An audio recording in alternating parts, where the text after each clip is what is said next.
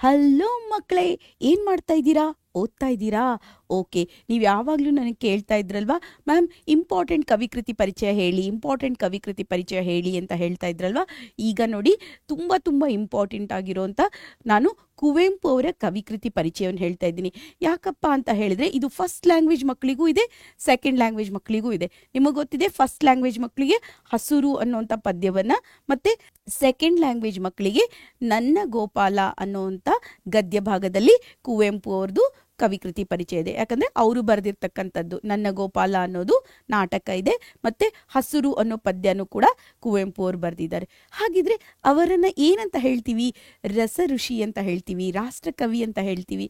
ಅವರಿಗೆ ಅನೇಕ ಅನೇಕ ಉಪಾಧಿಗಳಿದೆ. ಯಾಕಂದರೆ ಅವರು ಅಷ್ಟೊಂದು ಕೃಷಿಯನ್ನು ಮಾಡಿದ್ದಾರೆ, ನಮ್ಮ ಕನ್ನಡದಲ್ಲಿ ಅಷ್ಟೊಂದು ಸಾಹಿತ್ಯ ಕೃಷಿಯನ್ನು ಮಾಡಿದ್ದಾರೆ. ಮತ್ತು ಮೊದಲು ಜ್ಞಾನಪೀಠ ಪ್ರಶಸ್ತಿ ಬಂದಂಥವ್ರು ಅವರು. ಅವರಿಗೆ ಮೊದಲಿಗೆ ಅಂದರೆ ಕನ್ನಡದಲ್ಲಿ ಫಸ್ಟ್ ಜ್ಞಾನಪೀಠ ಪ್ರಶಸ್ತಿ, ಮೊದಲ ಜ್ಞಾನಪೀಠ ಪ್ರಶಸ್ತಿ ಅವರ ಶ್ರೀರಾಮಾಯಣ ದರ್ಶನಂ ಅನ್ನುವಂಥ ಕೃತಿಗೆ ಬಂದಿದೆ ಮಕ್ಕಳೇ. ಹಾಗಿದ್ರೆ ಬನ್ನಿ ನೋಡೋಣ. ಇವತ್ತಿನ ದಿವಸ ನಾವೇನು ಮಾಡೋಣ ಅಂದರೆ ಅವರ ಕವಿಕೃತಿ ಪರಿಚಯವನ್ನು ನೋಡ್ಕೊಳ್ಳೋಣ. ಕುವೆಂಪು ಅಂತನ್ನೋದು ಕಾವ್ಯನಾಮದಿಂದ ಪ್ರಸಿದ್ಧರಾದ ಕುಪ್ಪಳ್ಳಿ ವೆಂಕಟಪ್ಪ ಪುಟ್ಟಪ್ಪ. ಅವರು ಶಿವಮೊಗ್ಗ ಜಿಲ್ಲೆಯ ತೀರ್ಥಹಳ್ಳಿಯಲ್ಲಿ ಹುಟ್ಟಿದ್ರು. 1904 ಡಿಸೆಂಬರ್ 29ರಂದು ಜನಿಸಿದ್ರು. ಆಮೇಲೆ ಅವ್ರು ಎಲ್ಲಿ? ಶಿವಮೊಗ್ಗ ಜಿಲ್ಲೆಯ ತೀರ್ಥಹಳ್ಳಿ. ಹಾಗಿದ್ರೆ ಕುವೆಂಪು ಅವರ ಸ್ಥಳ ಅಂತ ಹೇಳಿದಾಗ ಕುಪ್ಪಳ್ಳಿ ಅಂತ ಬರಿಬೇಕು. ಏನಂತ ಬರಿತೀರಾ? ಶಿವಮೊಗ್ಗ ಜಿಲ್ಲೆ ತೀರ್ಥಹಳ್ಳಿ ತಾಲೂಕಿನ ಕುಪ್ಪಳ್ಳಿ ಅಂತ ಬರಿಬೇಕು. ಯಾವಾಗ ಅಂದರೆ ಕ್ರಿಸ್ತಶಕ 1904 ಡಿಸೆಂಬರ್ 29. ಅದು ಬರೀದೇ ಇದ್ರೂ ಪರವಾಗಿಲ್ಲ, 1904 ಬರದೇ ಬರೀರಿ. ಅವರ ಪೂರ್ತಿ ಹೆಸರು ಅಂತ ಹೇಳಿದಾಗ ಕುಪ್ಪಳ್ಳಿ ವೆಂಕಟಪ್ಪ ಪುಟ್ಟಪ್ಪ. ಅವರ ಪೂರ್ತಿ ಹೆಸರು ಕುವೆಂಪು ಅಂತ ಇದೆಲ್ಲ, ಕುಪ್ಪಳ್ಳಿ ವೆಂಕಟಪ್ಪ ಪುಟ್ಟಪ್ಪ ಅಂತ ಹೇಳಿ. ಓಕೆನಾ? ಹಾಗಿದ್ರೆ ಅವರು ಬರೆದಂಥ ಕೃತಿಗಳು ಯಾವ್ದ್ಯಾವುದು ಅಂತ ಹೇಳಿ ನೋಡಿದಾಗ, ಪ್ರಮುಖ ಕೃತಿಗಳು ಅಂದಾಗ ಕೊಳಲು, ಪಾಂಚಜನ್ಯ, ಪಕ್ಷಿಕಾಶಿ, ಶ್ರೀರಾಮಾಯಣ ದರ್ಶನಂ ಅನ್ನೋದು ಇದು ಮಹಾಕಾವ್ಯ, ಮಹಾ ಛಂದಸ್ಸಿನಲ್ಲಿ ಬರೆದಂಥ ಕಾವ್ಯ. ಇದಕ್ಕೆ ಅವರಿಗೆ ಏನಾಗಿದೆ? ಜ್ಞಾನಪೀಠ ಪ್ರಶಸ್ತಿ ಸಿಕ್ಕಿದೆ. ಮತ್ತು ಕಾನೂರು ಹೆಗ್ಗಡತಿ ಸುಬ್ಬಮ್ಮ, ಮಲೆಗಳಲ್ಲಿ ಮದುಮಗಳು ಅನ್ನೋದು ಅದು ಕೂಡ ಒಂದು ಕಾದಂಬರಿ ಅವ್ರು ಬರೆದಿರ್ತಕ್ಕಂಥದ್ದು. ಬೊಮ್ಮನಹಳ್ಳಿಯ ಕಿಂದರ ಜೋಗಿಯನ್ನು ಮಕ್ಕಳ ಒಂದು ಕೃತಿಯನ್ನು ಬರೆದಿದ್ದಾರೆ ಅವರು. ಹಾಗಿದ್ರೆ ಕೊಳಲು, ಪಾಂಚಜನ್ಯ, ಪಕ್ಷಿಕಾಶಿ ಇವೆಲ್ಲ ಕವನ ಸಂಕಲನಗಳು.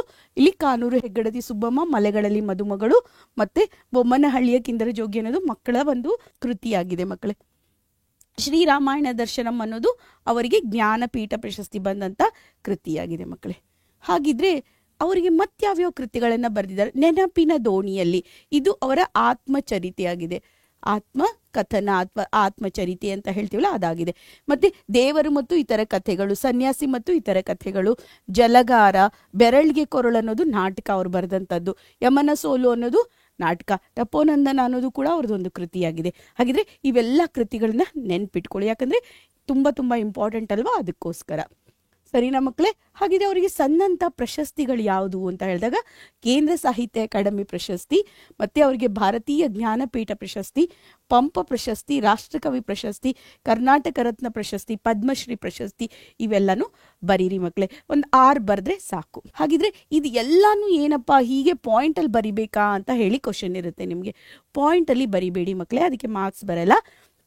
ನೀವು ಈ ಥರ ಪ್ಯಾರಾಗ್ರಾಫಲ್ಲಿ ಬರಿಬೇಕು. ಏನು ಮಾಡಬೇಕು? ಪ್ಯಾರಾಗ್ರಾಫಲ್ಲಿ ಅವ್ರನ್ನ ಕುವೆಂಪು ಅವರ ಕಾವ್ಯನಾಮದಿಂದ ಪ್ರಸಿದ್ಧರಾದ ಕುಪ್ಪಳ್ಳಿ ವೆಂಕಟಪ್ಪ ಪುಟ್ಟಪ್ಪ ಅವರು ಅಂತ ಹೇಳಿ ಶುರು ಮಾಡಿ ಅವ್ರ ಬಗ್ಗೆ ಬರೆದು, ಆಮೇಲೆ ಅವರ ಕೃತಿಗಳನ್ನು ಬರೆದು, ಆಮೇಲೆ ಅವರ ಪ್ರಮುಖ ಪ್ರಶಸ್ತಿಗಳನ್ನು ಬರೆದ್ರೆ ಆಯಿತು. ಅಲ್ಲಿ ಕೇಳಿರೋದಿಷ್ಟೇ, ಅವ್ರ ತಂದೆ ತಾಯಿ ಹೆಸರು, ಅವ್ರು ಎಲ್ಲಿ ಕೆಲಸ ಮಾಡಿದ್ರು ಅದೆಲ್ಲ ಏನು ಕೇಳಲ್ಲ. ಅವ್ರಿಗೆ ಏನು ಗೊತ್ತಾ? ಫಸ್ಟು ಅವ್ರು ಯಾವ ಕಾವ್ಯನಾಮ, ಅವ್ರ ಹೆಸರೇನು, ಅವರು ಎಲ್ಲಿ ಜನಿಸಿದ್ರು, ಯಾವ ವರ್ಷದಲ್ಲಿ ಜನಿಸಿದ್ರು, ಅವರ ಪ್ರಮುಖ ಕೃತಿಗಳಾವವು, ಪ್ರಮುಖ ಪ್ರಶಸ್ತಿಗಳಾವು, ಇವಿಷ್ಟನ್ನ ಬರೆದ್ರೆ ಆಯಿತು ಮಕ್ಕಳೇ. ಹಾಗಿದ್ರೆ ನಿಮ್ಗೇನು ಅನಿಸುತ್ತೆ? ಇದು ಬರಿಬೋದಲ್ವಾ? ತುಂಬ ಈಸಿ ಅಲ್ವಾ? ಇದು ಈಸಿ ಪೀಸಿ ಲೆಮನ್ ಸ್ಕ್ವೀಸಿ ಅಲ್ವಾ ಮಕ್ಕಳೇ? ಈ ಮಾಹಿತಿ ಇಷ್ಟ ಆಯ್ತಾ ಮಕ್ಕಳೇ ನಿಮಗೆ? ಈ ಮಾಹಿತಿ ಇಷ್ಟ ಆಗಿದ್ರೆ ಲೈಕ್ ಮಾಡಿ, ಶೇರ್ ಮಾಡಿ, ಸಬ್ಸ್ಕ್ರೈಬ್ ಮಾಡಿ, ಹಾಗೇನೆ ನಮ್ಮ ಜೊತೆ ಸ್ಟೇ ಟ್ಯೂನ್ ಆಗಿರಿ.